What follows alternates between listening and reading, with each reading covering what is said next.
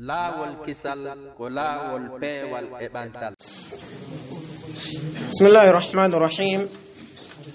Alhamdulillahi Rabbil Alamin. Wa sallallahu wa sallim wa barika ala nabiyyina Muhammad wa ala alihi wa ashabihi wa atba'ihi bi ihsanin ila yawmiddin. Wa ba'd. Qala al-muallif rahimahullah الموضع الثالث قصة قراءته صلى الله عليه وسلم سورة النجم بحضرتهم فلما بلغ أفرأيتم اللات والعزى ألقى الشيطان في تلاوته صلى الله عليه وآله وسلم تلك الغرانيق العلا وإن شفاعتهن لترتجى لترتجى فظنوا أن رسول الله صلى الله عليه وسلم قالها ففرحوا بذلك وقالوا كلاما معناه هذا الذي نريد ونحن نعرف أن الله هو النافع الضار وحده لا شريك له ولكن هؤلاء يشفعون لنا عنده فلما بلغ السجدة سجد وسجدوا معه فشاع الخبر أنهم صافوه وسمع بذلك من بالحبشة فرجعوا فلما أنكر ذلك رسول الله صلى الله عليه وسلم عادوا إلى الشر مما كانوا عليه ولما قالوا له إنك قلت ذلك خاف من الله خوفا عظيما حتى أنزل الله عليه وما أرسلنا من قبلك من رسول ولا نبي إلا إذا تمنى ألقى الشيطان في أمنيته الآية. فمن فهم هذه القصة ثم شك بعدها في دين النبي صلى الله عليه وسلم ولم يفرق بينه وبين دين المشركين فأبعده الله خصوصا إذا عرف أن قولهم تلك الغرانيق الملائكة. الموضع الثالث نكو متوتك نكو تمؤ أودو الموضع هو مفسر للموضع الثاني أودو حقيقة كنكو وني تفسير دو موضع دمو ko nongen faami e mawdi'u mu'un nokkudi mu'un wondema ɓeeɗo heferaaɓe ko saayi hombo ɓe feññini ngayngu maɓɓe ngun e hawre maɓɓe nden wonande nelaaɗo alayhi salatu wassalam e sahaabaaɓe maɓɓe ɓe ko fewndo nelaaɗo alayhi salatu wassalam ɓanginani ɓe wonde diinaaji maɓɓe ɗin naa gooti goo ɓe ɓanginani ɓe wonde diina maɓɓe kan kamɓe heferaɓɓen ko diina may rewa ɓe ɓanginani ɓe wonde konko ɓe woni rewde ko wona allahu naa ko rewete ɓe ɓanginani ɓe wonde mo jokki ngol ɗon laawol ko yiite jahannama o yaata ko fewndo on saayi noon chammaru lahu wa li ashabihi an saaqi al adawa. idan oɗo al mawdi'u thalith ko mawdi' mo tawata yubayyinu dhalika wa yu'ayyiduhu ɓe maki kañum nokkutanmo on ɗo qissatu qira'atihi sallallahu alayhi wa sallam surata an-najmi ko ɗum woni fillaye janngugol maɓɓe kamɓe nelaano alayhi salatu wassalam ngol ɗo cortewol woni suratu najmi bi hadaratihim e fewndare kañum ɓeeɗo yimɓe shirkeɓe ɓeeɗo heferaaɓe yarhamukallah hiɓe dari takko nelaano alayhi salatu wassalam hiɓe woni ɗon nelaano on sallallahu alayhi wa alihi wa sallama ɓe jangi suratu najmi falamma balaga nde ɓe yottino afara aytumul lata wal uzza nde ɓe yottino yeetelan fi ndu sanamuru wiyetendu laata e ndu sanamuru wiyetendu uzza wa manata thalithata al ukhra kañumma e nduɗo tammuru woni manata yeetelan ɗi sanamuji ko honɗum ɗi waɗi ha tawi hiɗi handi e dewal yeetelan ko fi honɗum ɗettuɗon ɗi kafiduɗon ɗi Allah azza wa jal nde ɓe hewtuno e oɗo aya alqa shaytanu fi tilawatihi shaytanu alayhi la'na o bugi e jangin nelaɗo alayhi salatu wassalam konngol makko kanko shaytan tawi nane laano alayhi salatu wassalamu maaki ngol ɗum kongol makko ngol o wi tilka algharaniqu lula wa inna shafa'atahunna la turtaja o wi wonde ɓeɗo reweteɓe ɓe tawata ko reweteɓe labaɓe towuɓe martaba algharaniq maana muɗum kermo koɓɓen ɓe maaki ko jam'u ghirnayq oɗo ghirnayq ɓe maaki ɗum ko sondu ndu tawata ko wona e ndu kasera bahru yani tayrun abyadun jamilu alhay'a tawilu arraqaba ɓe maaki wonde ko yani ko sondu ndu tawata ko wona e ndu kasera bahru sondu daniru ndu tawata ko labandu moƴƴa kayru sondu ndun hindu mari dane nde tawata ko juutunde sondu ndun no laba moƴƴa jono arabu ɓen si ɓe faala jantade fi goɗɗum ko laba nde wonde ɓe misa e ndun sondu ɗon ɓe wawi wi'ude wonde hadha shabu ghirnayqun oɗo suka ko o suka mo tawata ko o ghirnayq tawa ko ɓe faani ko shabun jamilul hay'a hasanul manzar hara ko suka mo tawata ko labaɗo mbaadi mo tata himo foti ndarugol moƴƴa idan iblisu alayhi la'ana o addi ndeɗo waccore o fawi ɗum ɗon e ɓeeɗo cheikhon kamɓe e yarande maɓɓe nde wonde ko malaika ɓen faanda woɓɓe goo yaari wonde ko faanda ko allata wal uzza wa manata bi maana ɗiɗo yoɗuɗi labaɗi towuɗi martaba wa inna shafa'atahunna pellet tefore majji on laturtajano tanƴinaɗi tefoya yawmal qiyama elano alayhi salatu wassalam ɓe jangi ha ɓe hewti ɗon iblisu alayhi la'ana o naadori konngol makko ngol ɗo nder ton fa dhannu kamɓe shirkaɓe ɓen ɓe sikki anna rasulallahi sallllahu alayhi wa sallam qala ha nelaɗo on maakiɗum ndaru noon ɓa iblisa naadori ɗum nelaɗo alayhi salatu wassalam kamɓe ɓe nanano ɓeɗo shirkayɓe kamɓe ɓe nani ɓe sikki wonde awa nelaɗo on sallllahu alayhi wa alihi wa sallama ko kamɓe maaki ɗum fa farihu bidhalik ɓe weltori ɗum hattirde weltagol wa qalu ɓe wowli kalaman ma'nahu konngol ngol tawata ma'na maggol on hadha alladhi nurid ko ɗum ɗo tigi men faanda ko ɗum ɗo men ɗaɓɓi ko men ɗaɓɓi ko ya mantuɗi sanamuji amen haysi a rewataɗi awa haysi tawi a mantataɗi wata yennuɗi accuɗi kadi won ɗon ɓe dari ɓe wi wa nahnu menen na'rifu meɗen andigo anna allaha wonde allah huwa nafi' ko kanko woni nafowo on abbar lorrowo ma'ana muɗum ko kanko woni ko addata nafoore e neɗɗo wa nafsu shay'in kanko hoddirta lorra e neɗɗo wahdahu kanko tul la sharika lah kafidiɗɗo alanamo kanko allahu azza wa jal yani ɓe fuɗɗi wiwde menen nde meɗen andi wonde uzza addanta goɗɗo nafoore si tawi hawri on tigi rewali uzza kadi uzza lorratamo ko wana noon laata e manata ko wana noon hubal ko wana noon malaika ɓen meɗen jaɓi ɗum ɗo fof meɗen andi wonde ɗum ɗo ko allahu tun hertani kanko tun e wi walakin siko woni haula'i ɗi yashfa'una lana indahu ɗi tefanoyemen ka allahu ko ɗum ɗo men ɗaɓɓi haula'i shufa'auna inda allah famige wa sami'a bidhalika nani non kañum ɗum ɗo koko feƴƴi hakkunde nelaɗo alayhi salatu wassalamu e ɓeeɗo shirkeɓe afwan falamma balagha sajdata tumande kamɓe nelaɗo alayhi salatu wassalam ɓe yottino ka sujudu fasjudu lahu wa'budu bima'na sujjanemo kanko allahu tabaraka wa ta'ala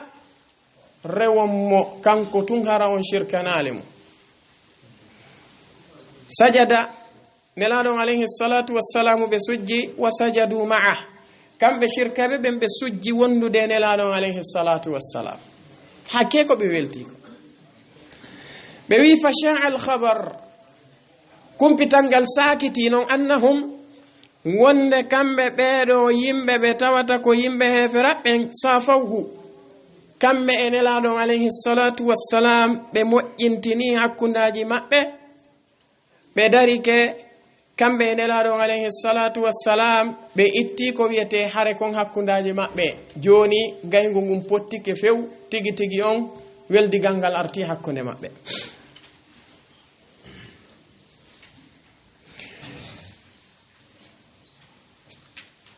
ɓe maki wa sami'a bidhalika nani ɗum man bil habasha ɓen ɓe tawata ko wonnoɓe habasha ay ferunoɓe yeyton ɓen ɓaɓe nani habaron fa raja'u ɓe rutti ɓe ari makka o sati falamma ankara dhalika rasulullahi sallallahu alayhi wa sallam ɓanon nelaɗon humpitama ɗum alayhi salatu wassalam wonde e nder jangi maɓɓe on ngolɗo konngol yalti ton nelaɗo alayhi salatu wassalam ɓe waɗi inkar e ɗum hattirde waɗugol inkar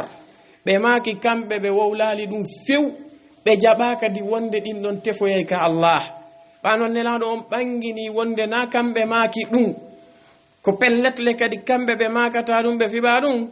on sati aadu ila sharri mimma kanu alayhi ɓe ruttiti hande kadi ɓe arti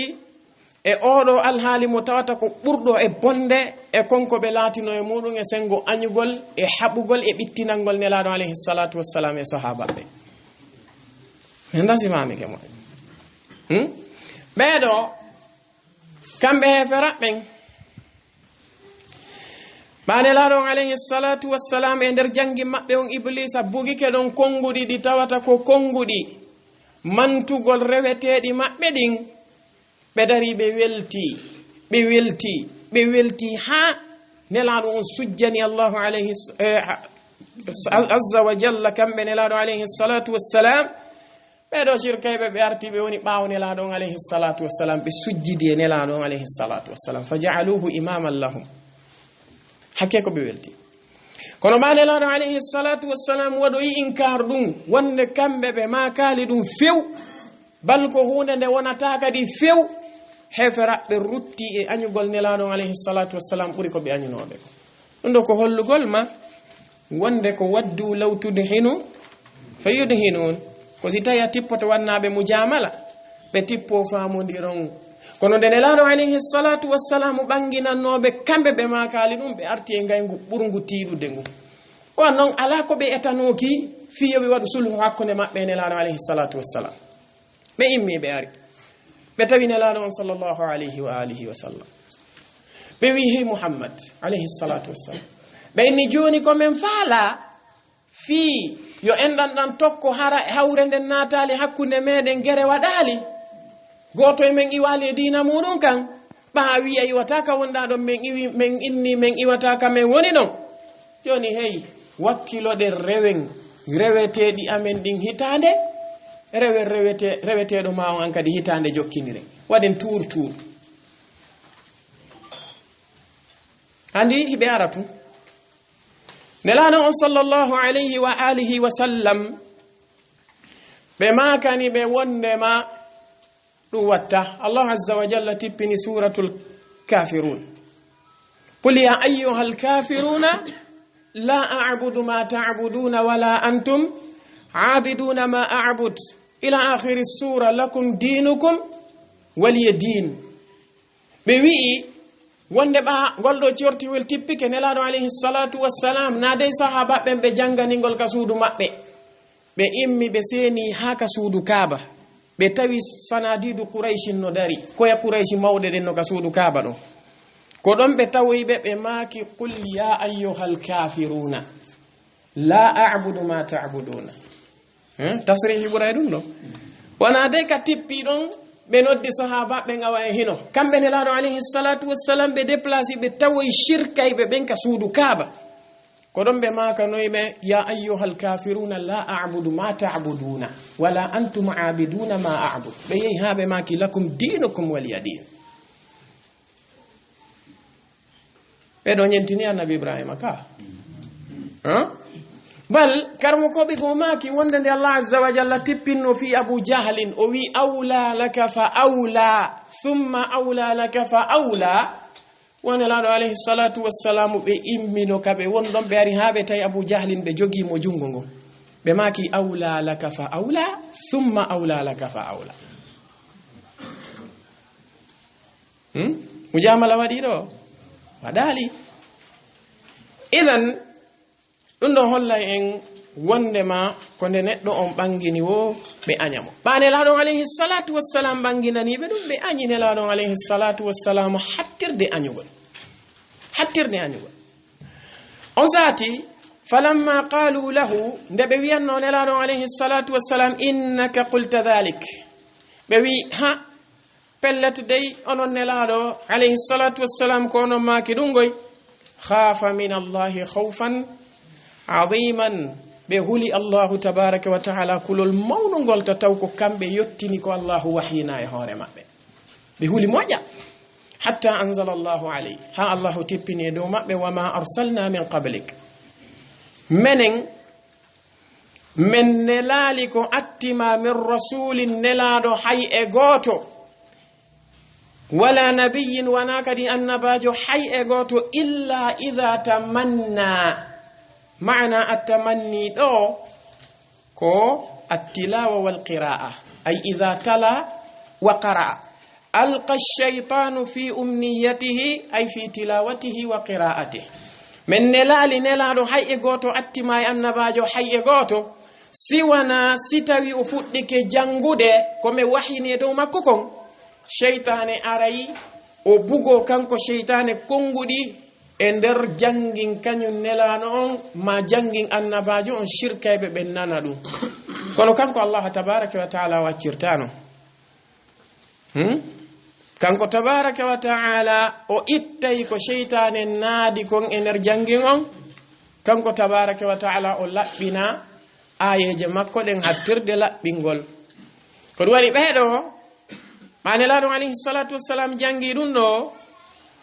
shaytane bugi ke Allahu azza wa jalla o labbini hattirde labbingol ko annelano alayhi salatu wassalam be wanno inkar be holli wonde na kambe jangi dum na immorde ka Allah bal ko qawlun min ash-shaytan ko kongol immorde e shaytan alayhi al'an fayansakhu Allahu ayatihi ma yulqi ash-shaytan thumma yuhkimu Allahu ayat kanko Allah tabaaraka wa ta'ala o labbina o itta o monta ko shaytane bugi ko yeso dum o labbina ayeje makko den kanko Allah azza wa jalla ko dum wadi odo qissa karmo ko benno innamu qissatul gharaniq qissa mutawata himo ardi e turukuji di tawata ko sertudi no anna kan wonde no tabiti ko selli nenelano alayhi salatu wassalam janguno goldo cortewol beedo shirkaybe wonnobe don banela don hewti ka sajda be sujjiduno inela don sallallahu alayhi wa sallam fariba onno Abdullah ibn Mas'ud be mari riwaya dum wonno ka sahih al-Bukhari e ko wonabe kambe ibn Mas'ud radiyallahu an yo non no wodi riwaya go yarudo wonde no wodunobe sujjali hobbe wi Umayyah ibn Khalaf kanko o sujjano e goddo go ko wonamo wobbe go inni wonde Umayyah ibn Khalafin wo sujjugol makko gol ko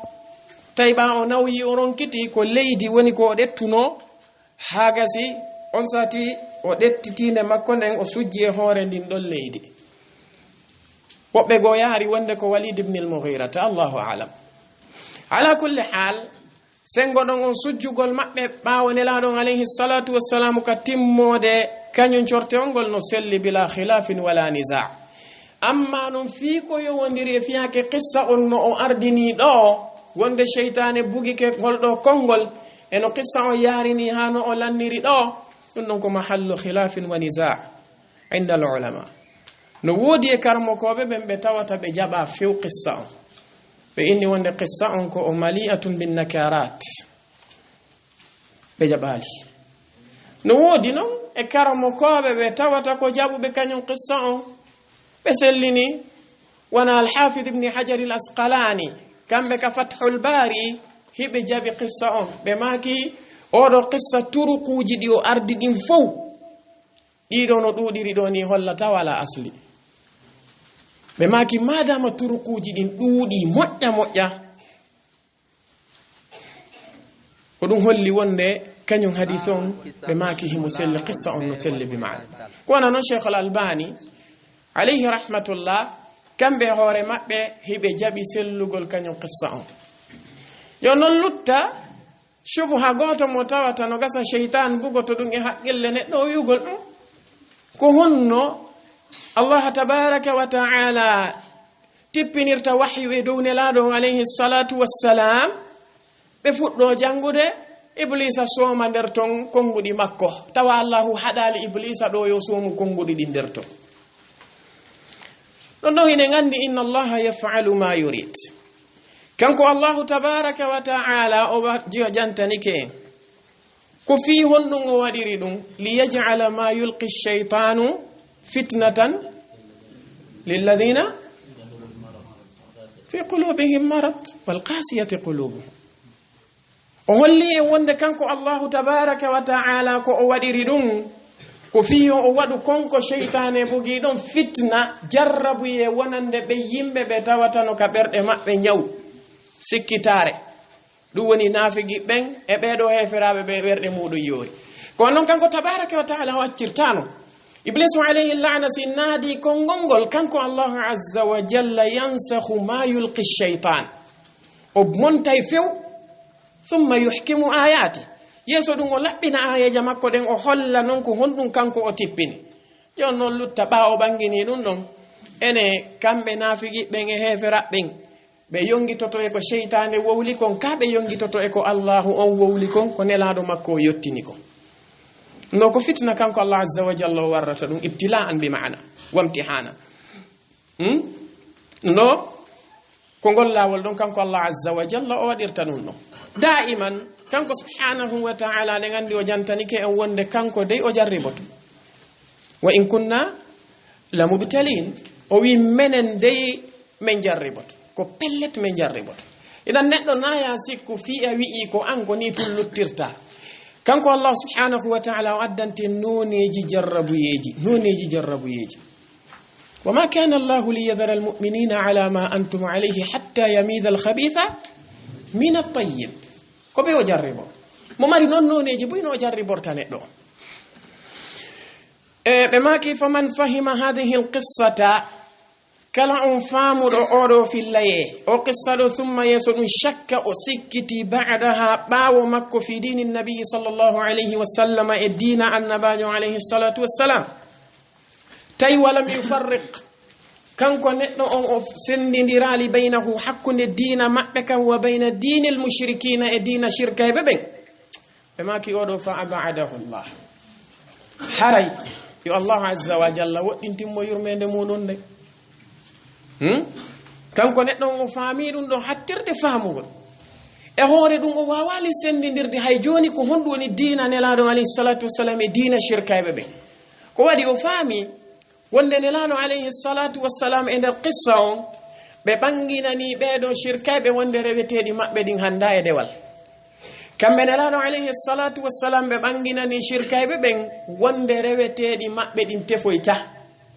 ɓe ɓanginani shirkayɓe ɓen wonde dinaji maɓɓe ɗin naaɗi gooti si kanko o jangi oɗon qissa o faamimo tawi o wawali sendidirde hakkude ɗiɗo dinaji ɗiɗi ɓe maki fa ba'dahu llah oɗo haray ko pelleti yo allah woɗɗintinmo yurmede muɗum nde ɓe maki khususan tentini noon si tawi in arafa kanko neɗɗo o andi anna qawlahum wonde konngol maɓɓe kamɓe ɓeeɗo shirkayɓe e ɗum ɗo bi ma'ana konngol ngol iblisa bugingol tilkal gharaniqu ɗiɗo yoɗuɗi labaɗi ko fanda al malaika ko malaika ɓe mana mum haysi tawi hawri ko malaika ɓen fanda wonde kamɓe shafa'atuhum la turtaja nelaɗo alayhi salatu wassalamu abtala dhalika ɓe holli wonde ɗum ko mere ɓe holli wonde malaika ɓen e hoore muɗum ɓe tefoytaka allahu azza wa jalla sina si jomi meɗen muuyi allahu subhanahu wa ta'ala o wi wala yashfa'una illa lima nirtada bal o ɓanginani en o wi qul lillahi shafa'atu jami'an o wi tefore nden fof kanko allahu ji jonnon ash-shafa'atu la tutlabu min ghayrihi jalla wa ala innama tutlabu minhu subhanahu wa ta'ala tefore dabbirtake goddo ko kanko Allahu dabbirte jommenen tabaraka wa ta'ala kanko jeyi tefore nden o teddinira tefore mo o muyi teddinirde joni fi o humpiti en malaika ben tefoye o humpiti en nelabben tefoye annaba ben tefoye e yoga e gomdimbe tefoyay dum hollali wonde awa ko ben don dabbirta tefore nden ko kanko dabbirte tefore ko wadi non tefore nden no mari shartiji didi ash-shartu al-awwal ko idhnullahi jalla wa ala li ash-shafi' man dha alladhi yashfa'u indahu illa bi'idhnihi ash-shartu ath-thani ko ridha Allah tabaraka wa ta'ala 'anil mushaffa'i lahu wa la yashfa'una illa lima irtada idan tefore nden no mari shartiji didi sharti arano on tefo suuso ita tefoyde Allahu dunganaki mo susta dañannen taw si arama darama malaika e annababe fop jomi me wi la yatakallamuna illa man adina lahu arrahman wa qala sawaba goto susta wowloyde nde ñannen sinasi Allahu wi wowlu dum kadi o wowlata ko tikkinta Allahu dum koko feppondire sawaba on ko dum neddo on wowloyde odo wadi goto sinama wowlo susta wi de mi tefi taw on ewnana hayne lano alayhi salatu wassalam sahibu ash-shafa'ati al-uzma al-kubra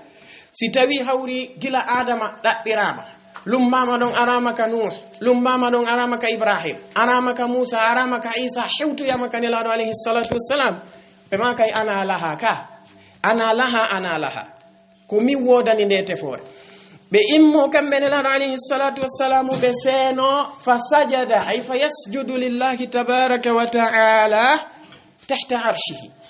be sujjana mo kanko Allah azza wa jalla kala arshi makko kono be sujjay tumbe tefa o wayi kambe lano alayhi salatu wassalam sibe sujji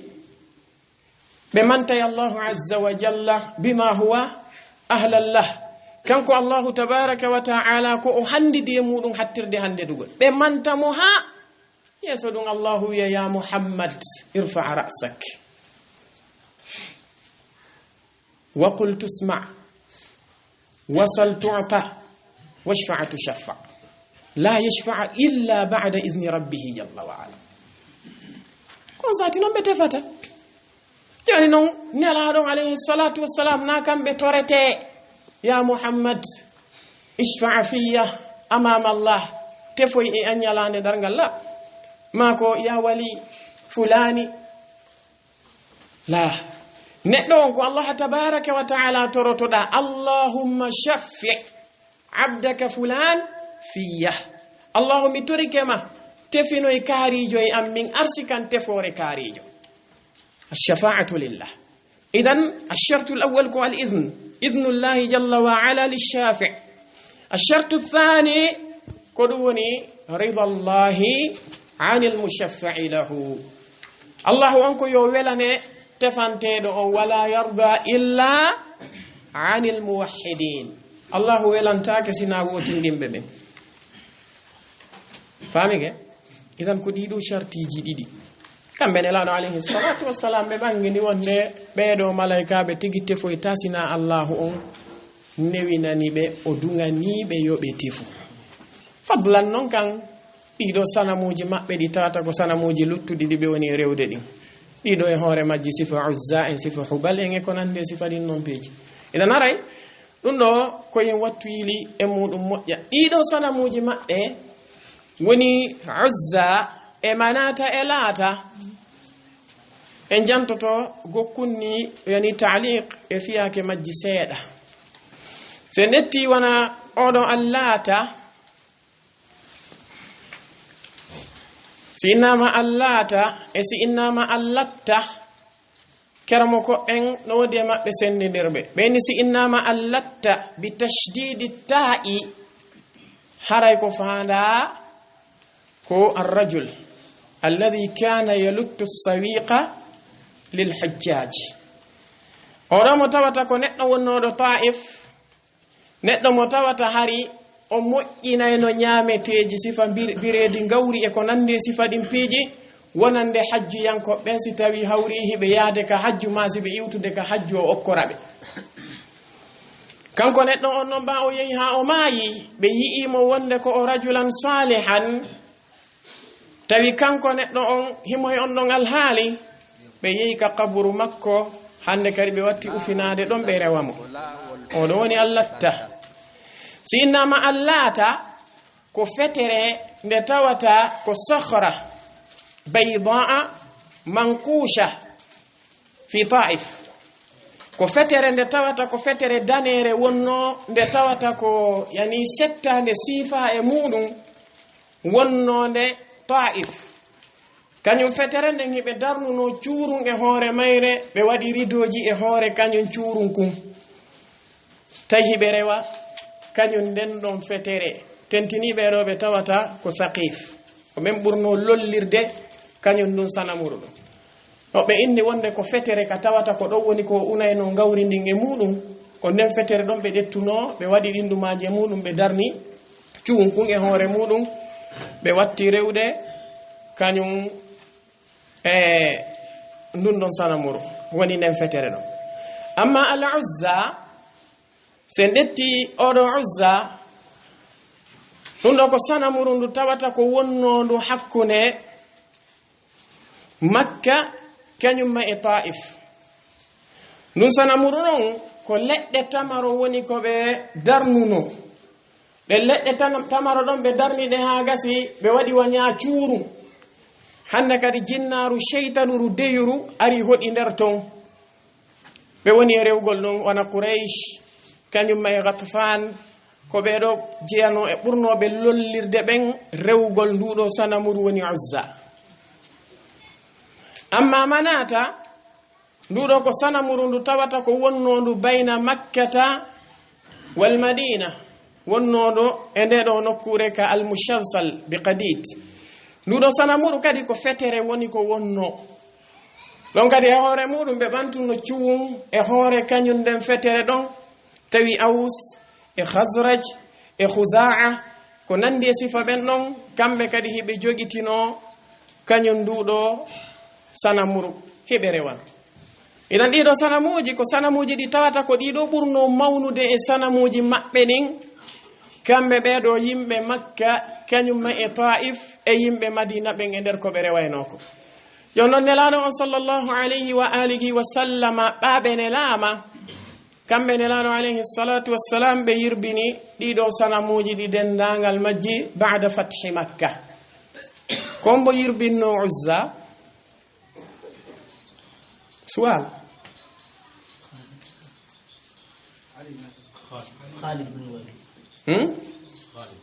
Khalid bin al-Walid kamɓe yirbinno Uzza nelaɗo alayhi salatu wassalam ba'da fathi Makka ɓe imminno Khalid bin al-Walid yoɓe yawɓe yirbino ya Uzza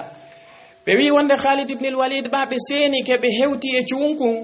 ɓe soppiti kala leɗɗe wonnode ɗon ɗen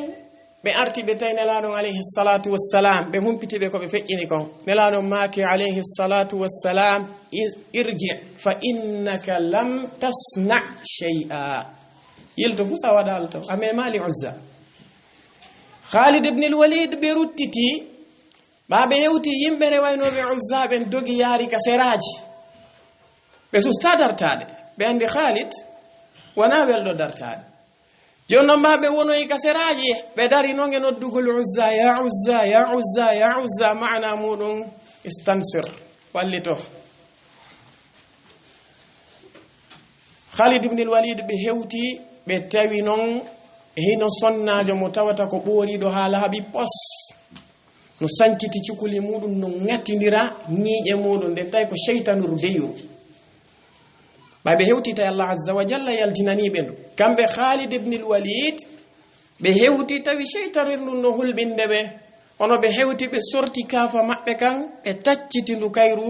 cheytanuru deyru ndun on sati ɓe yiltiti ɓe humpito e nelaɗon alayhi salatu wassalam ɓe maki noon tilka Uzza joni noon a gayni Uzza fi makko boni yaw allata kombo yirbinno laata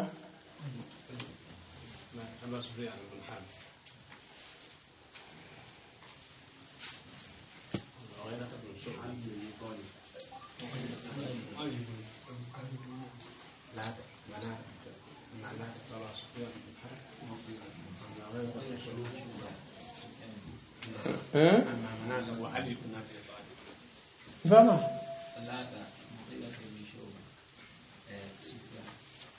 فانت على حسين أين هو حسين هذا كان موضوعا له الحسين كم بير بينو لاتا نسيا الله المستعان لاتا بلال عليه الصلاة والسلام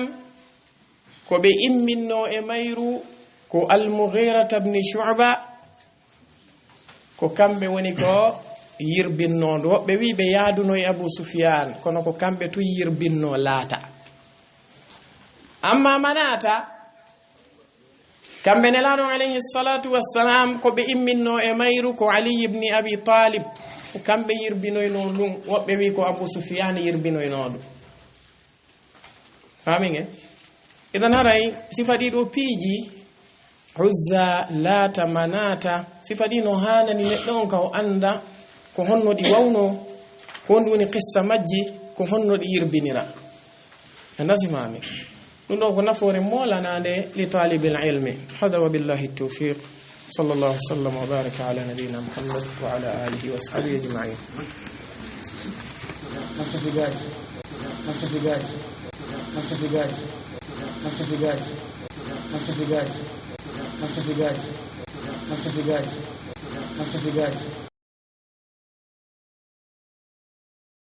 laawol kisal ko laawol peewal e ɓantal